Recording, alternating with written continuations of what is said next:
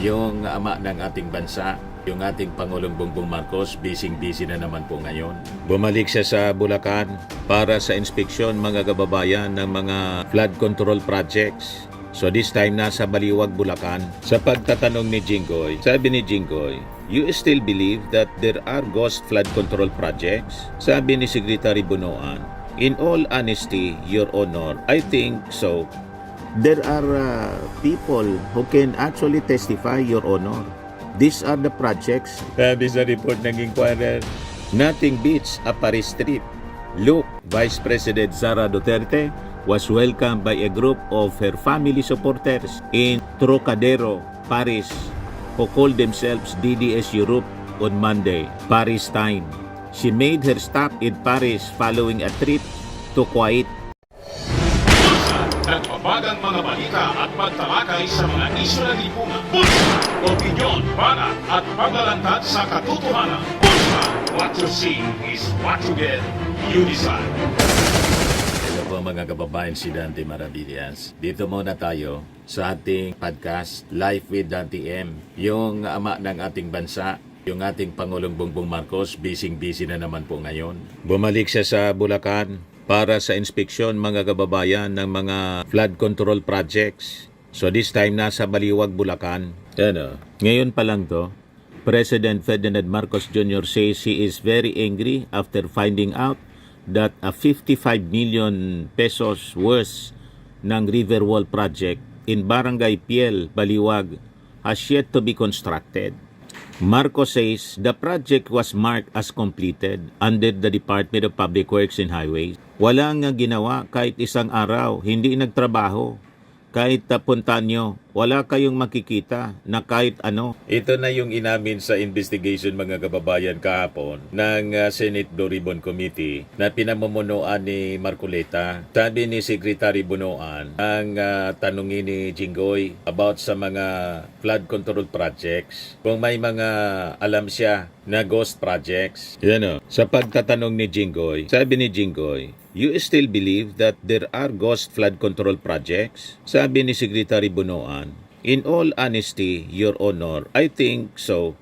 There are people who can actually testify, Your Honor.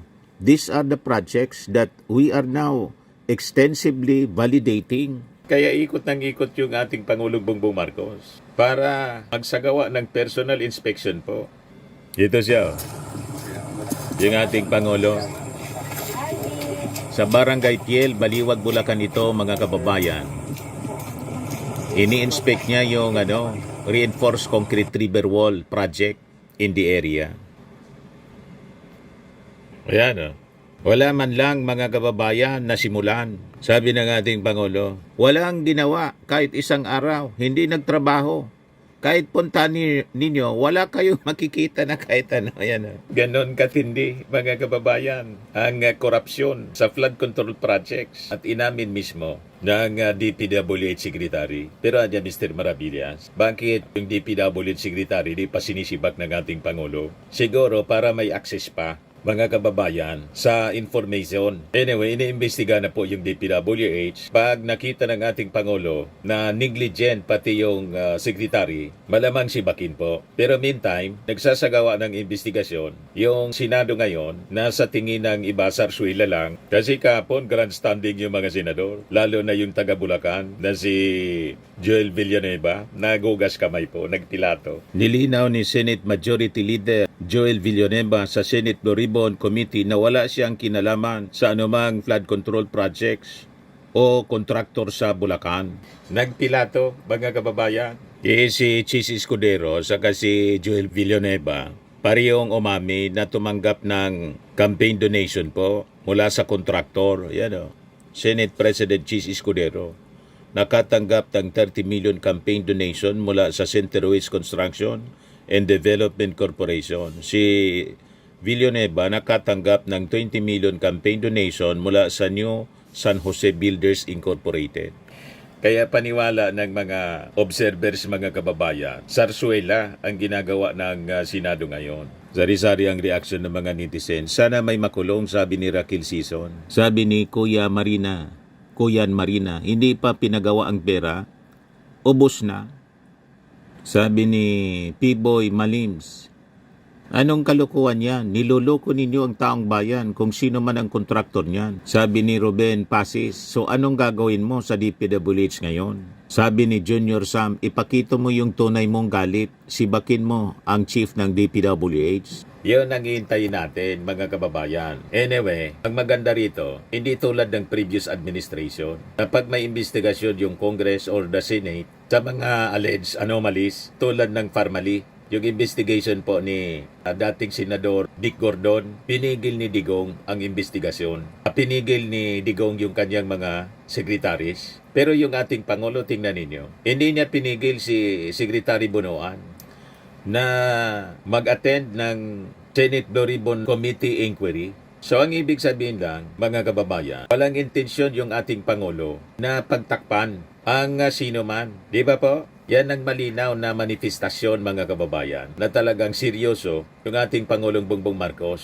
na wakasan itong matagal nang ginagawa na pandaraya ng mga contractors, kasabwat yung mga politiko, kasi ang nagdidetermine yan yung mga politiko. Then siyempre, yung mga taga-DPWH. Magkakasabwat yan. Plus siyempre, yung mga taga-kuwa.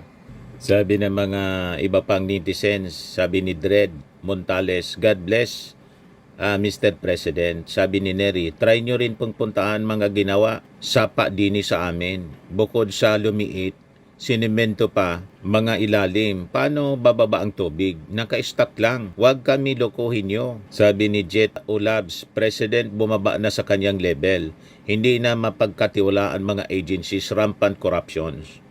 Hindi magawa na ma-inspeksyon ni Secretary Bunoan yung Pangulo na ang gumawa. And in fact, hindi ninyo naalata mga kababayan nang pumunta sa Kalumpit, Bulacan yung ating Pangulo para mag-inspeksyon. Hindi po si Secretary Bunoan ang hindi si Secretary Bunoan ang kasama, kundi yung DOTR Secretary. At ngayon yata parang wala din si Secretary Bunoan habang nagsasagawa ng inspeksyon yung ating Pangulo. Iba yung leadership style niya. Ayan di ba dapat si Secretary Bunoan ang kasama niya sa inspeksyon? Hindi kayo nakalata? Naalata ko, mga kababayan, nang pumunta siya sa Kalumpit, Bulacan. Ayan DOTR Secretary, Vince Dizon po, yung kasama. Tapos ito yung gobernador ng Bulacan, si Daniel Fernando. Yan wala si Secretary Bunoan. Tingin ninyo bakit?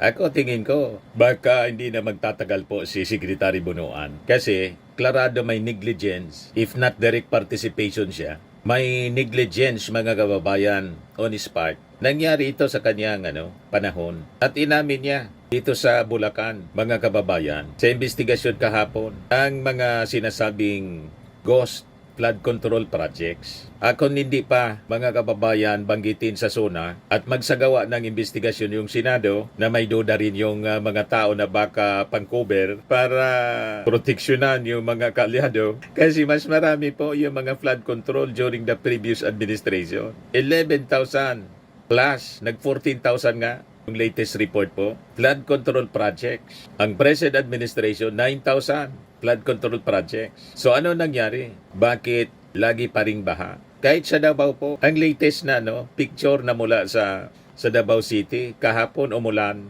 Baha sa Davao. So ang tanong, ano nangyari sa pork barrel na 51 billion pesos ni Pulong in 3 years during the previous administration? Ito yung senior mismo ng pinsan ni Digong Sinuel Duterte, published by Minda News. Vehicles wade through floods as heavy rains hit Davao City Tuesday afternoon o kahapon lang, August 19, 2025. Yan ang baha, mga kababayan, sa Davao kahapon kahapon ng hapon. Ito, published by Mindanao Times. Look, a hospital parking lot in Davao City was submerged in floodwaters following heavy rains on Tuesday afternoon, August 19. Ang kontraktor, mga kababayan dyan, sa mga flood control project sa Davao, yung Alfrego Builders, half-brother po ni Bongo. Kaya nga po, ang tingin ng mga observers po, baka sarsuela lang ito, whitewashing. Kasi may mga senador na nagkinabang, mga kababayan. You see, Pero sabi ko nga po, let's give them the benefit of the doubt. Tingnan natin kung magiging maayos ang investigasyon or magiging selective lang. Di ba? Pero malinaw ang sabi ng ating Pangulong Bongbong Marcos, papanagutin ang mga sangkot dito po sa mga anomalous flood control projects sa buong bansa. At kung ikaw ang kalyado ko, hindi na kita kalyado. Hindi na kikilalaning kalyado. O ngayon, habang busy po sa pag-inspeksyon yung ating Pangulo, si Sara Lakwatsidora, nasa Paris ngayon po, mga kababayan. Mula sa Kuwait, lumipad pa Paris. And I think diretso siya sa dahig. Nasa world tour po. Sabi sa report ng Inquirer, nothing beats a Paris trip. Look, Vice President Sara Duterte was welcomed by a group of her family supporters in Trocadero, Paris, who called themselves DDS Europe on Monday, Paris time. She made her stop in Paris following a trip to Kuwait. Kaya sari-sari yung reactions ng mga tao. Sabi ni Lopez, magtrabaho ka huy. Sabi ni Pedrito Pablo, dapat ito ang iniimbestigahan ng Senado. Laging nagtuturo sa mga bansa, hindi nagtatrabaho para sa Pilipinas. Pera naman ng mga mamamayan ang ginagasta. Tingnan na lang ang pisikal na kaanyuan.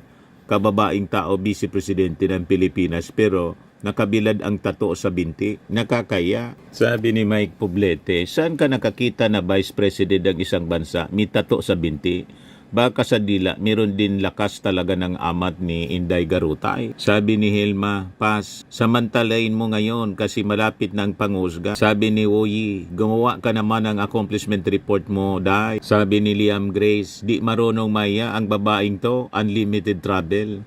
Pinapasahuran ng gobyerno, nagkalat sa ibang bansa para siraan ng gobyerno, kapal. Sabi ni May Passion Gross Jane, horrible daw yung itsura niya, sabi ng asawa ko, nakadress tapos rubber shoes, may tato pa. Sabi ni Salvador Orsua, mas marami pang gala kaysa trabaho, inutil. Ito, in-interview ng kanyang mga vlogger sa Europe, reaksyon ni BP Sara sa naging payag ni General Torre. Ini nga ng reaksyon kasi sinabi ni General Torre, pag-adik daw pangit. Ngayon, kinuna ng reaksyon. Recently sinabi ni Torre na pag-addict daw pangit. Naniniwala po ako dito kasi kayo po, ang ganda nyo po. So ibig sabihin, hindi kayo pangit. Hindi po kayo addict. Okay. Pero sa Malacanang, maraming pangit. Naniniwala po ba kayo na pag-addict ay pumapangit talaga? Okay lang, ma'am. Sandali lang. Tuwang-tuwa siya. Unang-una, bago yung kakatawanan ha, unang-una, napakahalaga kasi ng drug test.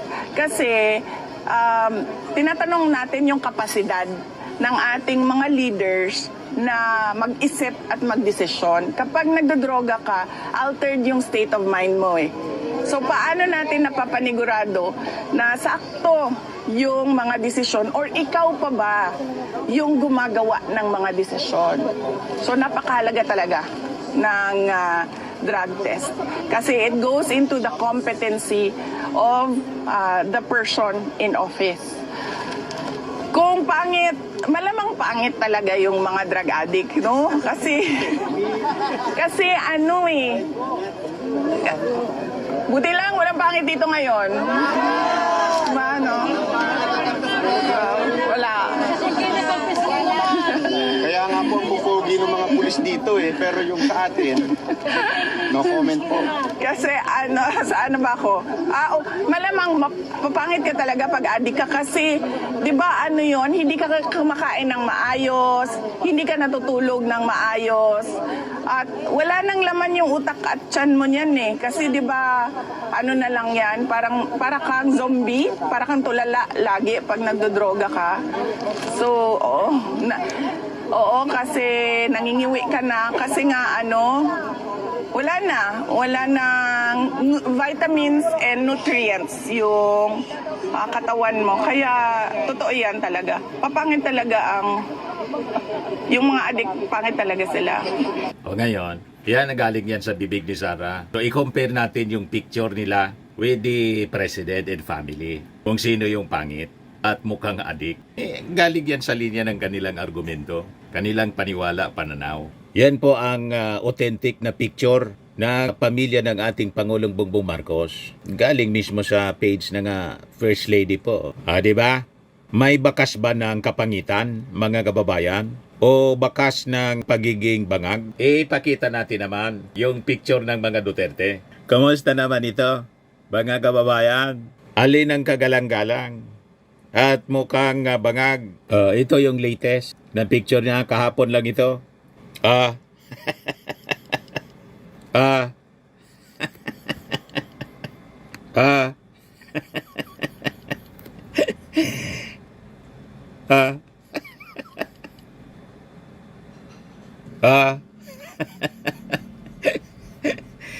Alin dyan ang tingin ninyo pangit? Ito po, hindi lang personality ang pangit, kundi pati ugali. Ninyong lahat.